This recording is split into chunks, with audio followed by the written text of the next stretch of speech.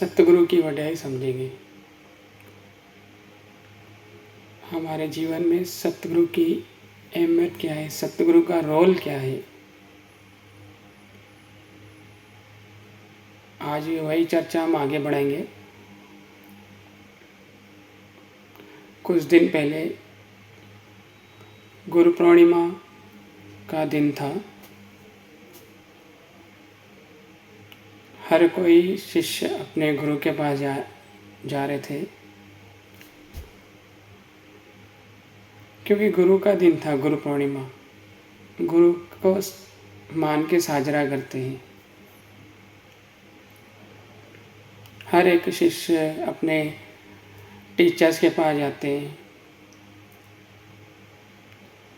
या अपने गुरु के पास जाते हैं, या कोई किसी और जहाँ से कोई सीखा हुआ है तो उस टीचर के पास जाते हैं। हर कोई शिष्य गुरु पूर्णिमा के दिन, बहुत गुरु का दिन है। ये तो अज्ञानी बोलेगा कि आज गुरु पूर्णिमा गुरु का दिन है, पर जो ज्ञानी होते हैं, जो संत होते हैं, वो कहते हैं कि गुरु का दिन नहीं, गुरु से दिन होता है। हर दिन गुरु का है, हर दिन गुरु का है, हर दिन सतगुरु का है। ये ज्ञानी जो पहुंचा हुआ है वही समझ सकता है। दिन तो शिष्यों का है, गुरु पूर्णिमा का दिन है शिष्यों का, क्योंकि शिष्य इस दिन गुरु की प्रसन्नता लेते हैं और गुरु प्रसन्नता से उनको कोई फल दे देते हैं। ये तो दिन शिष्यों का है, गुरु पूर्णिमा। सतगुरु की वड्याई क्या करें। हर धर्म में सतगुरु की वड्याई है, हर धर्म में।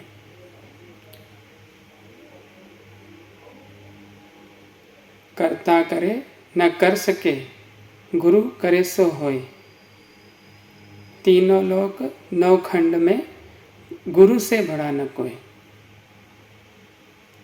इतनी वड्याई है गुरु की।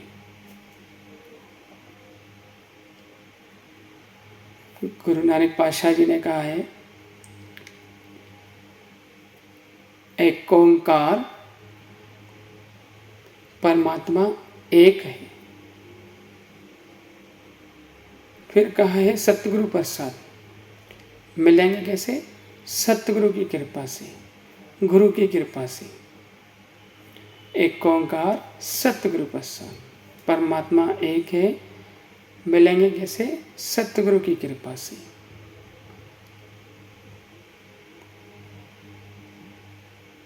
एक बात तो और कहते हैं गुरु नानक पातशाह जी कि चाहे 100 चंद्रमा एक साथ आ जाए, 1000 सूरज एक साथ उग जाए, यह सब एक साथ रोशनी देने लगे, तभी भी गुरु के बिना घोर अंधार है।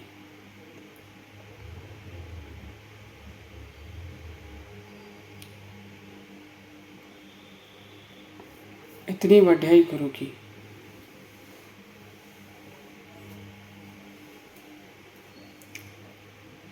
गुरु और परमात्मा में कोई भेद नहीं है, परमात्मा ही गुरु है। किसी ने कहा ना कि परमात्मा मौजूद है, इसका प्रूफ दो।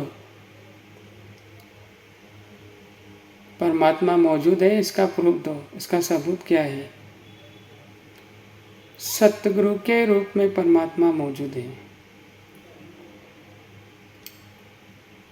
भाव सतगुरु ही परमात्मा है।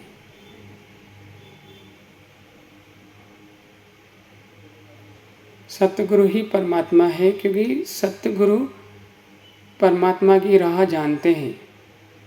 सतगुरु जिनका अहंकार शून्य है, जिसकी ज्योत पहले से जली हुई है, वही ज्योत जला सकता है औरों में भी।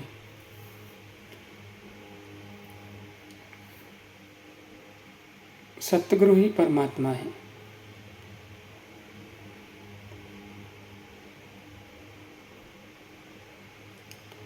संत कबीर साहब एक जगह कहते हैं, तीरथ करे सो एक फल, संत मिले फल चार, सतगुरु मिले अनेक फल, कहे कबीर विचार। अगर तीरथ करेंगे तो एक फल मिलेगा,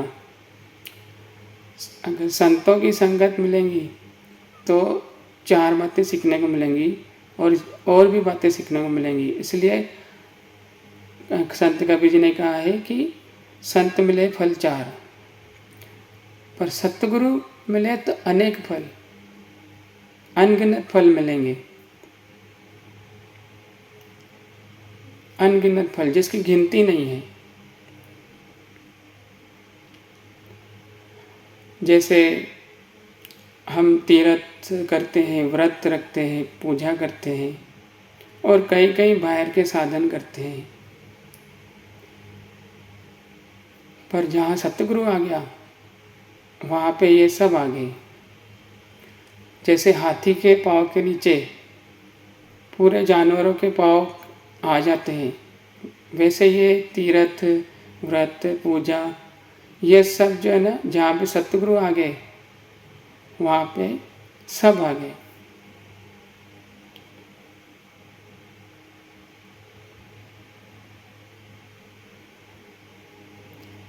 सतगुरु की इतनी वड्याई क्यों? सतगुरु ही परमात्मा से क्यों मिला सकते हैं? एक दुनियावी उदाहरण के तौर पे समझते हैं। जैसे एक डॉक्टर किसी का ऑपरेशन करता है, ऑपरेशन करने के टाइम उसके आजू बाजू जो नर्स या कंपाउंडर खड़े रहते हैं, तो जो डॉक्टर उनसे मांगता है तो देते जाते हैं उनसे। जो ऑपरेशन के लिए टूल्स होने हैं, जो हथियार होने रहते हैं, जो मांगता है तो देते जाते हैं। कंपाउंडर और नर्स खड़े रहते हैं। ऑपरेशन कौन करता है? डॉक्टर करता है, क्योंकि वो डॉक्टर को जुक्ति पता है, वो ट्रिक पता है डॉक्टर को ऑपरेशन करने की। इसलिए डॉक्टर ही ऑपरेशन करते हैं। तो वैसे ही सतगुरु को ट्रिक पता है, सतगुरु को जुक्ति पता है परमात्मा से मिलने की। इसलिए सतगुरु की वड्याई बहुत है, जो पहले से पहुंचे हुए हैं परमात्मा के पास। बिना सतगुरु के मोक्ष नहीं, बिना सतगुरु के मुक्ति नहीं, बिना सतगुरु के 84 के चक्कर से मुक्त नहीं होंगे।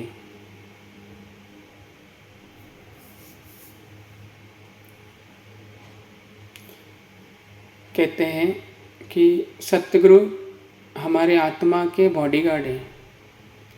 जैसे दुनियावी बॉडीगार्ड रहते हैं ना, हमारी बॉडी की, हमारी शरीर की रक्षा करते हैं, तो बदले में फीस लेते हैं, पैसे लेते हैं।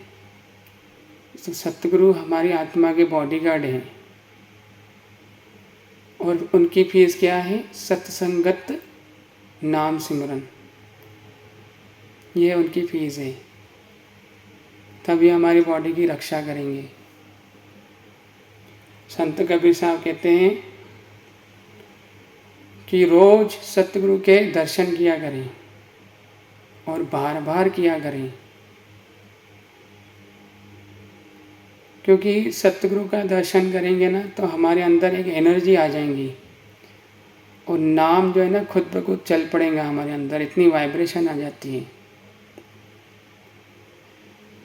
इसलिए सतगुरु के रोज दर्शन किया कीजिए, चाहे सामने हो, चाहे तस्वीर में हो, चाहे अंदर आप मन में दर्शन करो। रोज सतगुरु का दर्शन किया करो और ये बात मन में बिठा लो कि जो सतगुरु करता है वो सही करता है।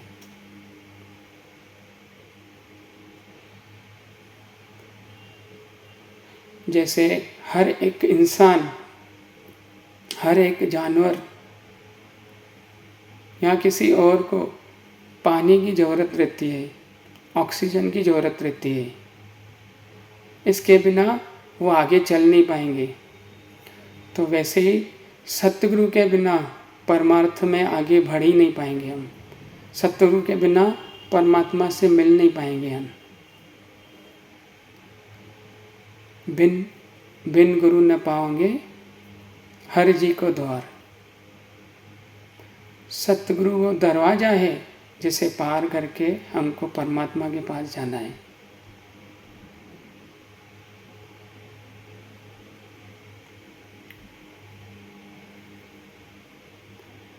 सतगुरु एक पेड़ के समान है। जैसे पेड़ के नीचे बैठ के हम छाँव और ठंडक महसूस करते हैं, आराम महसूस करते हैं, वैसे ही सतगुरु के पास बैठेंगे ना, वैसा ठंडक, वैसी आराम महसूस करेंगे। जैसे पेड़ पे पत्ते और फल हरे भरे रहते हैं, वैसे ही सतगुरु के पास बैठेंगे, उनके साथ बैठेंगे, हम भी हरे भरे निखरे उभरेंगे।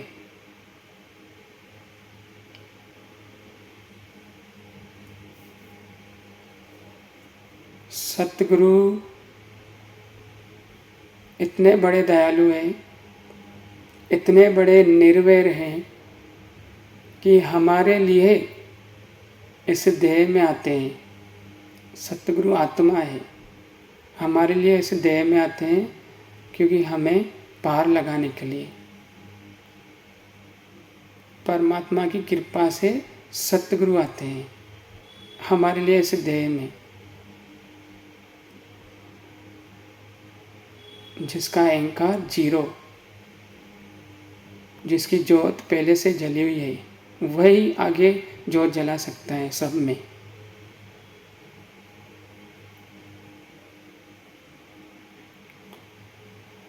सतगुरु से दूरी मत बनाना। सतगुरु से दूरी बनाना मानो पंछी को पर होते हुए भी उड़ नहीं पा रही है। सतगुरु से दूरी बनाना मानो दुनिया में कोमा में घूम रहे हम। जैसे कोमा का पेशेंट कैसे रहता है, वैसे रहते हैं हम।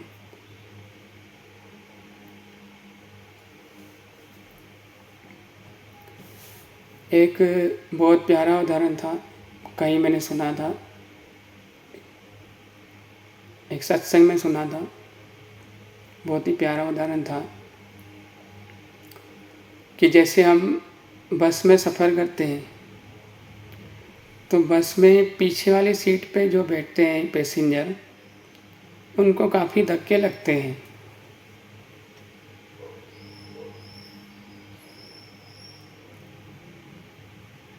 मंजिल भी वही रहती है, बस की स्पीड भी उतनी रहती है।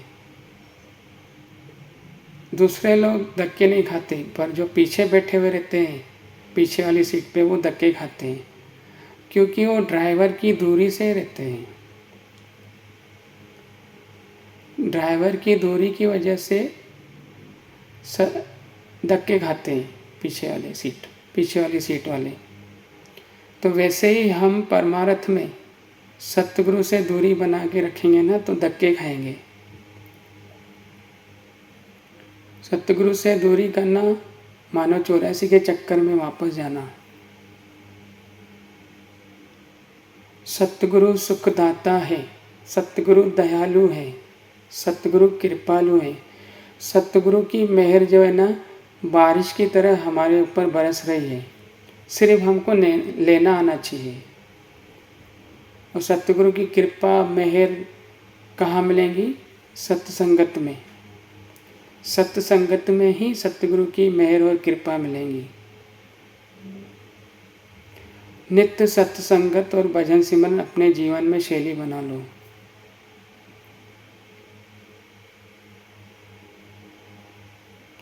संत रविदास जी कहते हैं, जैसे लोहे को पारस छूता है तो सोना बन जाता है,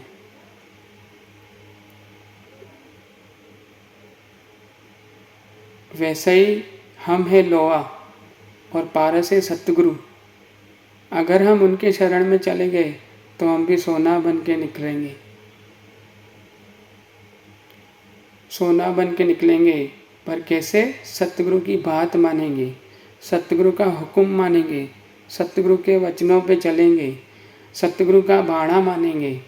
सतगुरु का बाणा और हुक्म क्या है? एक को नाम हुक्म है, नाम जपना और सत्संगत करना, यह सतगुरु का हुक्म है। तभी हम सोने की तरह उभरेंगे।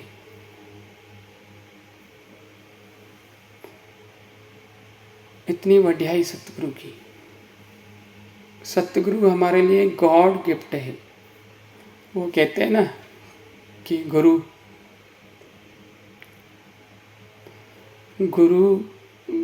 गु मतलब अंधेरा, रू मतलब रोशनी। गुरु हमें अंधेरे से रोशनी की ओर लेके जाते हैं। पर अंधेरा क्या है? अंधेरा है अज्ञान, माया, संसार। माया और संसार, ये अज्ञान, ये अंधेरा क्यों है? क्योंकि हम सुबह उठते हैं, हमारा बैकअप प्लान पहले ही शुरू हो जाता है कि आज हमें बिजनेस पे ये करना है, हमें जॉब पे ये काम करना है। और महिला सोचती है कि हमें आज ये खाना बनाना है, बच्चों के लिए ये करना है, तो बैकअप प्लान पहले ही आ जाता है। परमात्मा और नाम का नामो निशानी नहीं है। ये अज्ञान है, ये अंधेरा है, ये माया है, संसार है। तो गुरु क्या करते हैं? हमें रोशनी की ओर लेके जाते हैं, अंधेरे से रोशनी की ओर लेके जाते हैं। तो रोशनी क्या है? सत्संगत, नाम सिमरन और संतों की संगत, ये रोशनी है, ये हमें गुरु लेके जाते हैं। कहते हैं परमात्मा का रास्ता जो है ना, प्रेम का रास्ता है। तो प्रेम जो है वो हमारे अंदर गुरु ही हमारे अंदर प्रेम जो है ना प्रकट कर सकता है। हम तो संसार में पड़े हुए हैं और अहंकार तो भरा हुआ है, पर जो प्रेम है वो शून्य है। वो गुरु की कृपा से ही प्रेम हम में आता है।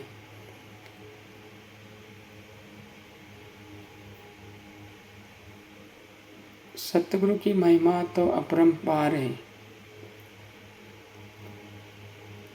गुरु नानक पातशाह ने कहा है श्री जपजी साहिब जी में, गुरु ईश्वर, गुरु गोरख परमा, गुरु पार्वती माई।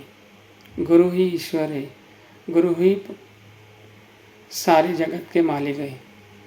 गुरु नानक पातशाह कहते हैं कि अगर परमार्थ में आगे बढ़ना है तो गुरु के पीछे भाग, गुरु के पीछे भाव, गुरु के वचनों पे चल, जो गुरु कहे वो पूरा कर। नानक के घर केवल नाम, नाम ही गुरु का हुक्म है।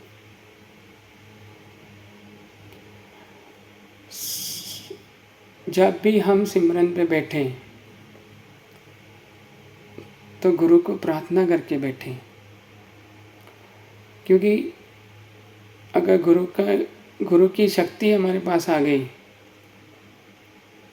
गुरु की प्रेजेंस आ गई, तो हमारा मन इधर उधर नहीं भटकेगा और सिमरन आसानी से होगा। तो जब भी सिमरन पे बैठे, गुरु को प्रार्थना करके बैठे और रोज़ सुबह उठ के गुरु का शुक्राना करें, गुरु का धन्यवाद करें। संत कहते हैं कि सतगुरु हमारे लिए परमात्मा का रास्ता है। सतगुरु हमारा पहला कदम है परमात्मा की ओर चलने का। वो पहला कदम हम कब चलेंगे? जब हम पूर्ण सतगुरु के शरण में जाएंगे। तो पूर्ण सतगुरु की निशानी क्या है? पूर्ण सतगुरु कैसे मिले? पूर्ण सतगुरु की शरण कैसे मिले? कैसे पता चले कि ये पूर्ण सतगुरु हैं? जिस गुरु के रेखे हमें परमात्मा के प्रति प्रेम पैदा हो, सत्संगत में जाने का मन कर रहा हो, नाम जपने की प्यास बढ़ रही हो, गुरबाणी का एक पाठ किया 2 और पाठ करने का मन कर रहा हो, काम क्रोध लोभ मोह अहंकार कम हो रहा हो, निम्रता भाव बढ़ रहा हो, परमार्थ में समझ बढ़ रही हो, मुक्ति का एहसास हो रहा हो, मोक्ष का भाव हो रहा हो, कर्मों की लेन देन की समझ बढ़ रही है, हर चीज़ में समझ बढ़ रही है, किसी की पीड़ा देख के दया आ रही है, तो समझ लेना कि सच्चे सतगुरु के शरण में है। क्योंकि हमारा जीवन बताता है कि हमारा सतगुरु कैसा है। बहुत सारी वड्याई है सतगुरु की। तो क्या करें? नित्यनेम पक्का करें, नाम जपें, सत्संगत करें, सेवा करें और सतगुरु के शरण में जाएं। भाव उनकी बात माने, उनका हुक्म माने, उनकी बाँह पकड़ के रखें। बहुत बहुत धन्यवाद।